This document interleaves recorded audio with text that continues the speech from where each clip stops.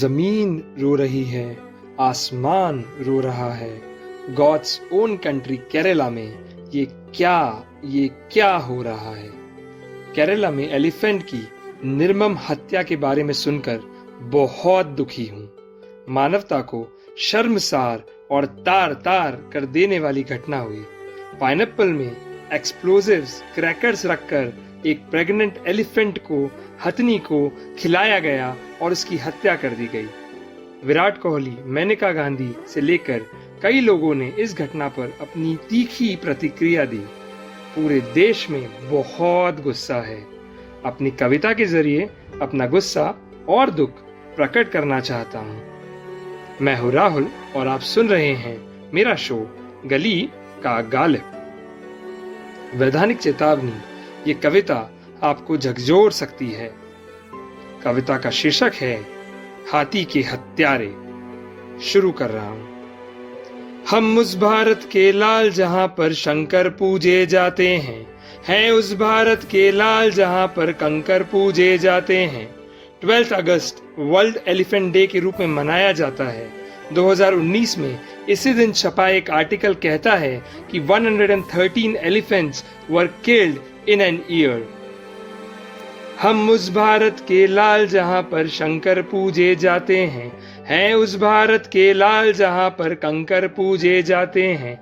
नन्ही चींटी को भी जहां भगवान सा समझा जाता हो, अफसोस वहां की धरती पर अब हाथी मारे जाते हैं। अफसोस वहां की धरती पर अब हाथी मारे जाते हैं। पढ़े लिखों की बस्ती में साक्षरता छुप कर रोती है। मसरूफ जनों की बस्ती में हमदर्दी बेघर होती है।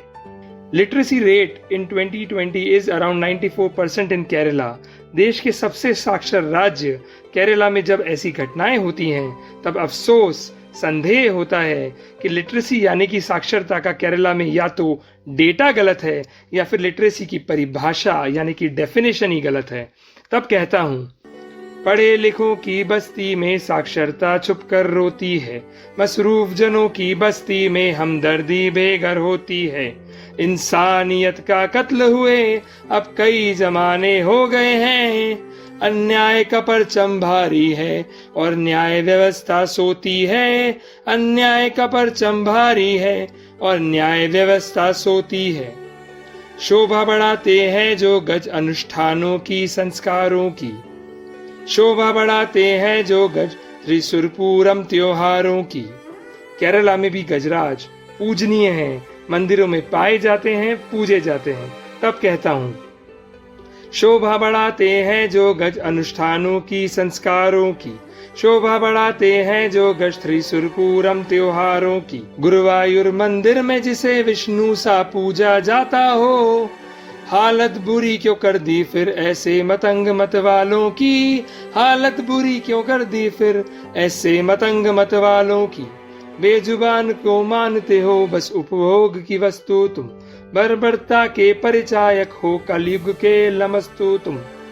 एंशियंट मेसोपोटामिया की मैथोलॉजी के अनुसार लमस्तु एक दानव थी जो प्रेग्नेंट महिला को 7 बार छूकर मार देती थी।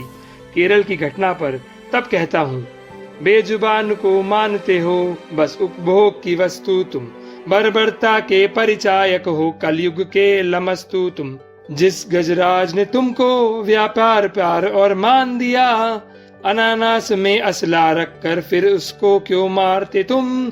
अनानास में असला रखकर फिर उसको क्यों मारते तुम। अनानास यानी कि पाइनएप्पल। अंतिम पंक्तियां सरकारों से और मुझे सुन रहे श्रोताओं से भी निवेदन करना चाहता हूँ। हथनी की हत्यारों की जहां से जल्द निकासी हो। हाथों में हथकड़ियां हो और गले में फांसी हो। हथनी के हत्यारों की जहां से जल्द निकासी हो।